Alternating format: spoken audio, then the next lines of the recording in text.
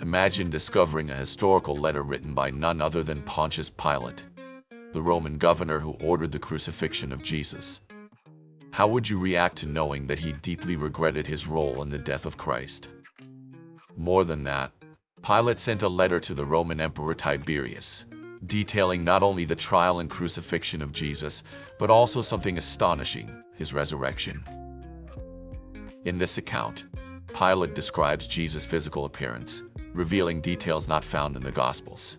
This video brings this discovery to light, sharing the content of that letter and what it says about Jesus. I invite you to watch closely and draw your own conclusions about what Pilate told the emperor regarding the Son of God. Stay until the end to uncover one of the most intriguing descriptions of Jesus, a rare portrayal full of details.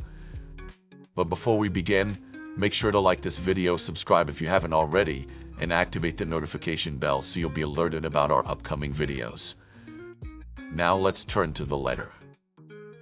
The letter opens with a formal greeting from Pontius Pilate to Tiberius Caesar. Pilate recounts the appearance of an extraordinary man in his time, a man of unparalleled virtue named Jesus Christ, who still walked among them and was widely recognized as a prophet of truth. Yet his own disciples called him the Son of God, as they believed he could do the impossible, raise the dead, and heal all manner of illnesses. Imagine the impact of these words on Tiberius, a Roman governor under his jurisdiction, bearing witness to a man with such extraordinary powers, whose presence left a deep impression on those who encountered him. Pilate mentions that despite being admired by many, Jesus aroused envy among religious leaders, which led to the tragic events that resulted in his trial and crucifixion. At this point, the description becomes fascinating. Pilate describes Jesus' physical appearance in detail, as if wanting to immortalize his image, so that anyone reading could recognize him if they ever saw him or heard other accounts. Jesus is described as a tall man, commanding presence, with a countenance that inspired both love and awe. His features were unique, and anyone who looked upon him felt an almost reverent respect. The description continues, revealing that Jesus' hair was the color of ripe chestnut, falling naturally to his shoulders. Not content with just these details, Pilate notes that at the top of Jesus' head, there was a natural part in his hair, resembling the style of the Nazarenes, which adds a distinct and culturally significant element to his image. According to Pilate, Jesus' forehead was flat and very delicate, reflecting an uncommon gentleness. His face surprisingly bore no blemishes or wrinkles, as if his skin was somehow protected from imperfections, and the slight blush that graced his features made his appearance even more harmonious. With an attentive eye, Pilate describes Jesus' nose and mouth, noting that they were perfectly proportionate and shaped in a way that nothing could be criticized. He mentions Jesus' beard, thick and matching the tone of his hair, slightly parted and not overly long. These details were important, so that readers of that time could have a clear image in mind, one that would endure over time and be recognizable to anyone who might have the chance to see him. But it is in the eyes that Pilate truly immerses us in a unique description. He says that Jesus' eyes were gray, clear and bright, with an intensity that seemed to reach the depths of each person he looked upon.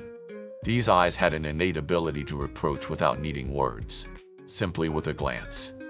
It was as if Jesus' eyes held ancient wisdom, capable of conveying calmness and firmness at the same time. Pilate notes that though extremely compassionate, Jesus had a noble bearing that conveyed maturity and respect. Jesus, according to Pilate, was a serious man, yet at the same time gentle and approachable, and his words were seasoned with wisdom. He was not one to laugh often, but he frequently wept, reinforcing the image of a deeply sensitive man concerned for those around him. The letter continues as Pilate delves even deeper into the character and personality of Jesus. He describes Jesus as a man whose singular beauty set him apart from all others. He seemed to surpass all men in grace and appearance. Pilate notes that his hands and arms were especially pleasing to behold, details that further enhanced the image of a serene and compassionate figure, whose very presence inspired respect and admiration in those who observed him. As Pilate narrates, his experience with Jesus was marked by his reserved, yet profoundly eloquent demeanor. When questioned about his religious beliefs, Jesus responded with calmness, without hesitation. He told Pilate, "I am a king, but my kingdom is not of this world." These words, mysterious and full of meaning, must have had a significant impact on the governor, making it clear he was in the presence of someone whose convictions transcended the physical realm and earthly powers. Pilate, impressed by Jesus' firmness and humility, decided to question him about his divine identity. He asked if he was a god. To which Jesus replied with wisdom and simplicity, "You say that I am, for I am the truth and the life." This profound response echoed in Pilate's mind, as he realized that Jesus was no ordinary man. He was someone with an uncommon understanding and vision of the world. However, the political situation and the growing tension between the Jewish people and the Romans put Pilate in a delicate position. He writes in the letter that the unrest in the city intensified, and the pressure from the religious leaders for Jesus' condemnation only increased. Though reluctant, Pilate felt that he would have to yield to the pressure to prevent an uprising in Jerusalem. He mentions that in ordering Jesus' crucifixion, he sought to ensure peace and stability in the city. Then, upon giving the command for the crucifixion, something extraordinary happened. The sky darkened, the sun ceased to shine, and stars appeared in the middle of the day, as if nature itself were reacting to the injustice. Pilate mentions in the letter that, at that moment he felt an immense weight on his conscience and rushed to wash his hands, symbolizing his desire not to be responsible for the blood of a just man. Pilate's act of washing his hands became a symbol throughout history, representing his attempt to distance himself from the condemnation of an innocent. Yet he knew that this gesture could not erase what had been done. Pilate describes the crucifixion as a moment when the world seemed to stop, and even the dead in their tombs were reportedly seen as if they had risen. What he witnessed that day was unprecedented. He concludes this part of the account by explaining that, although he had fulfilled his political responsibility, something inside him was forever changed. The memory of Jesus, his gaze, his calm demeanor, and his message of love and justice would continue to haunt him.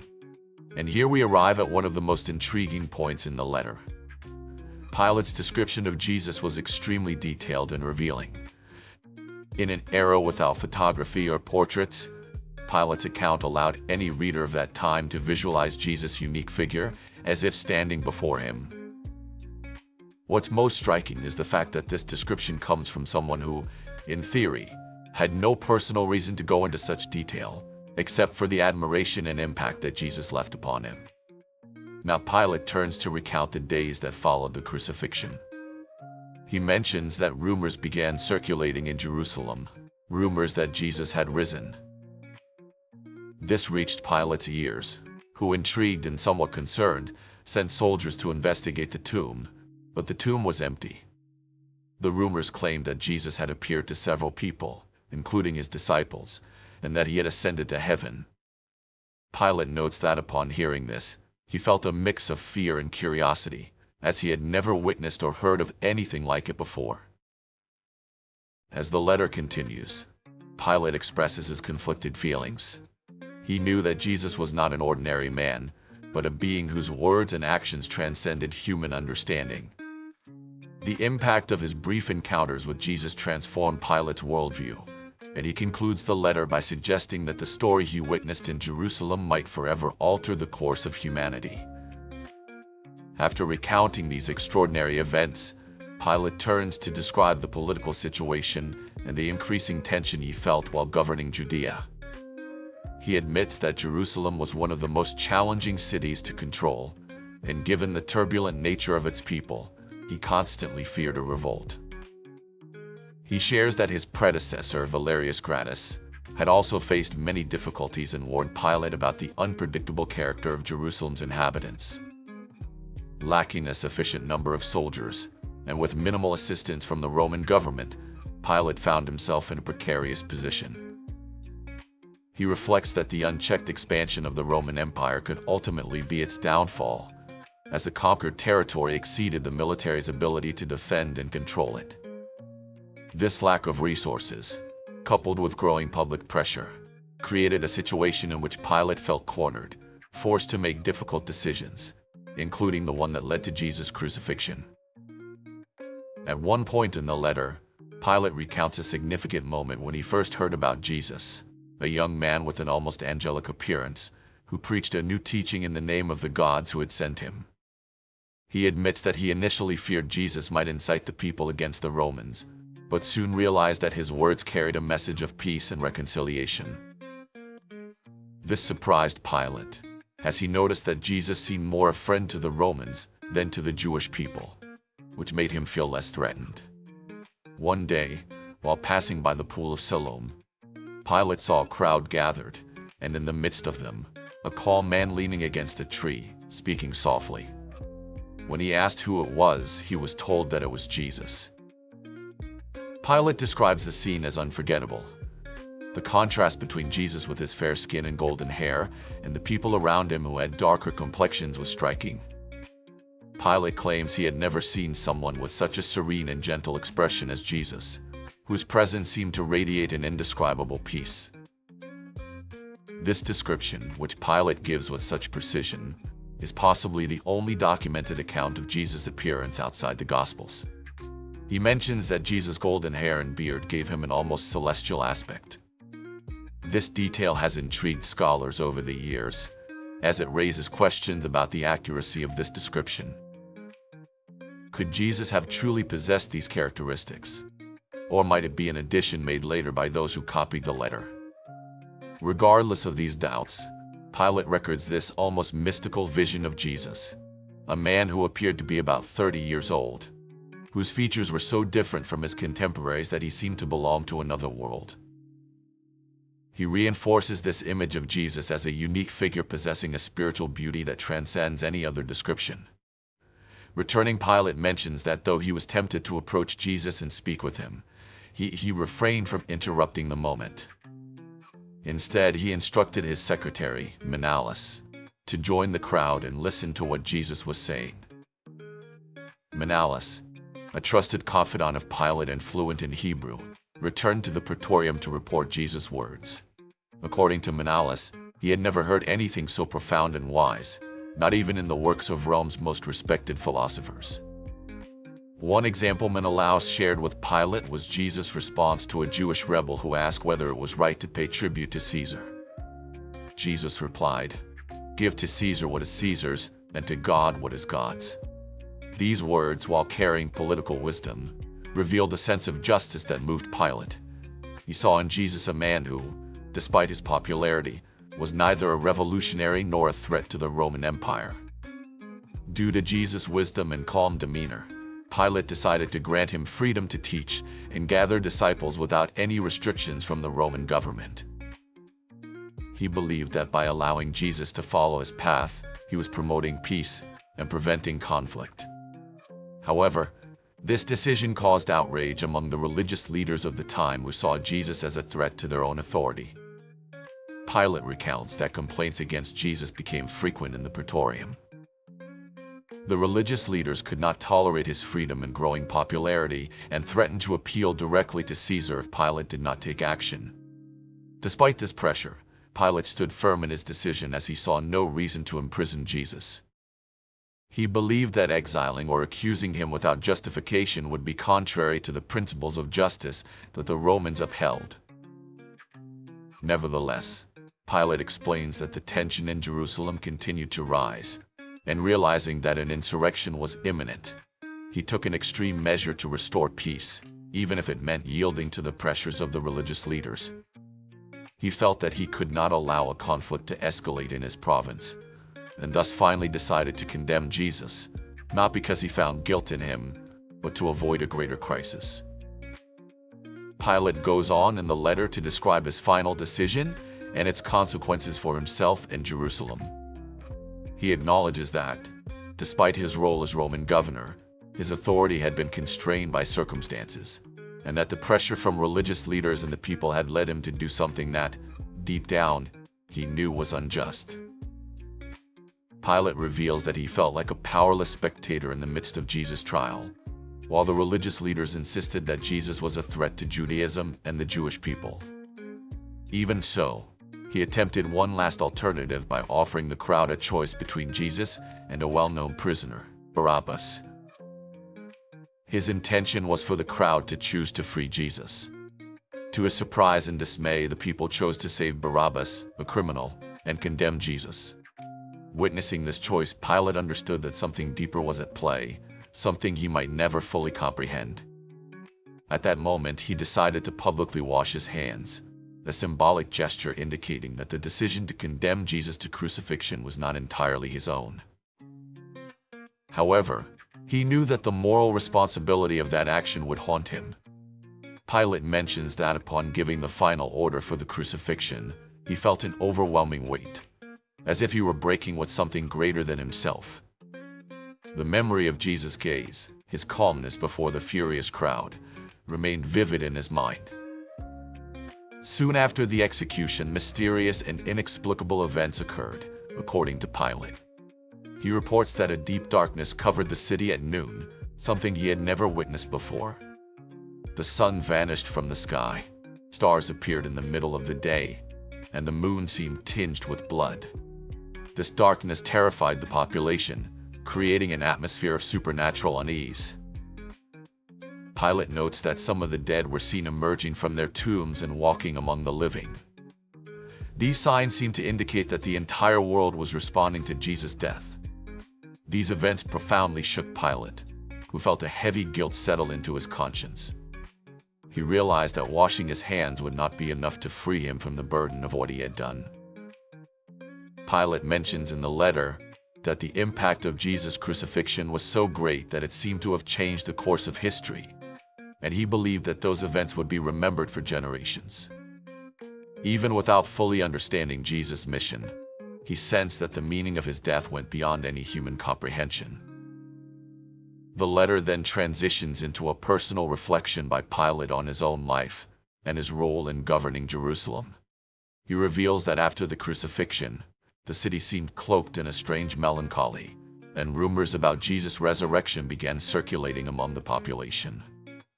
Some claimed that Jesus had appeared to his followers, while others insisted that he was seen by many before ascending to the heavens. Pilate, skeptical yet intrigued, could not ignore these stories. To try to understand what had truly happened, he ordered soldiers to go to Jesus' tomb, where, according to the reports, he had been buried. However, the tomb was empty. The soldiers reported that the stone sealing the tomb had been moved, and Jesus' body was no longer there. This mystery led Pilate to question deeply, for he knew there was no logical explanation for the disappearance of the body. At the end of his letter, Pilate expresses a mixture of regret and fascination. He realized that Jesus was an incomparable figure, and that in some way, his brief time in Jerusalem had left an indelible mark on everyone who encountered him, including Pilate himself. Pilate admits that looking back, his life had been transformed by his brief encounter with Jesus, and that he would never be the same again. Pilate's testimony then ends with a confession that, although he had fulfilled his duty as governor, something in his heart had changed forever. He sensed that perhaps he had stood before someone extraordinary, a being whose mission transcended any earthly power.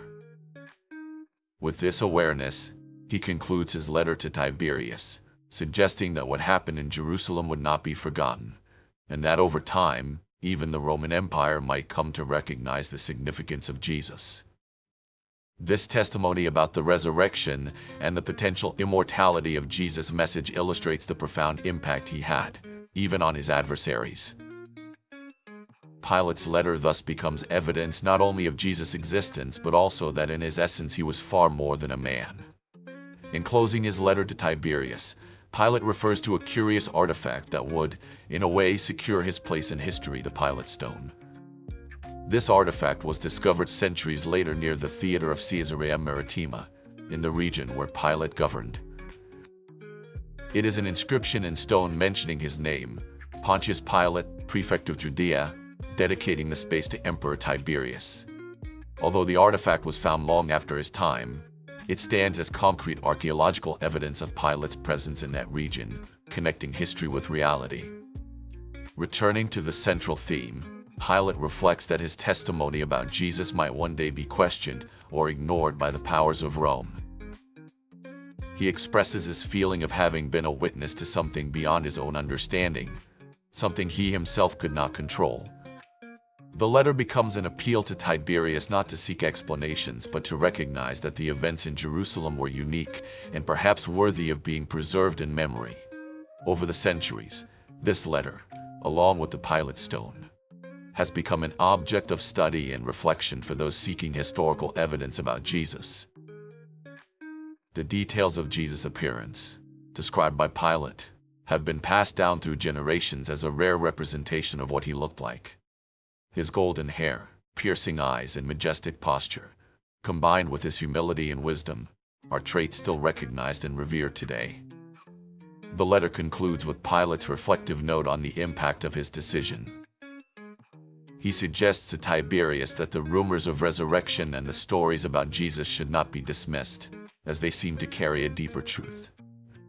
Pilate knew that the story of Jesus' crucifixion would not vanish, and that this simple man, condemned to prevent an uprising, was destined for a much greater role. With this final thought, he seals his narrative, as if sensing that his own life was forever marked by Jesus' presence in his path. Thus, the Pilate stone and the letter are far more than mere historical relics.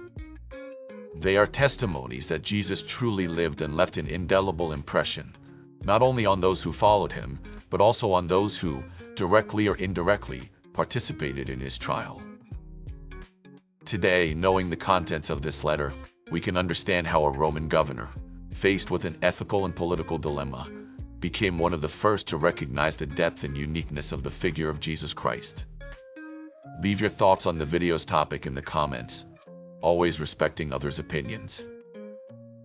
I hope you enjoyed the video. It takes a lot of work to create, and all information is carefully selected. All I ask in return is for your support with a like. And don't forget to activate the notification bell so you won't miss any of our upcoming videos. Share this video with someone who is also on this journey of faith. Now feel free to click on the video appearing on your screen and continue your journey in the search for salvation. Thank you for being here, and may God bless you.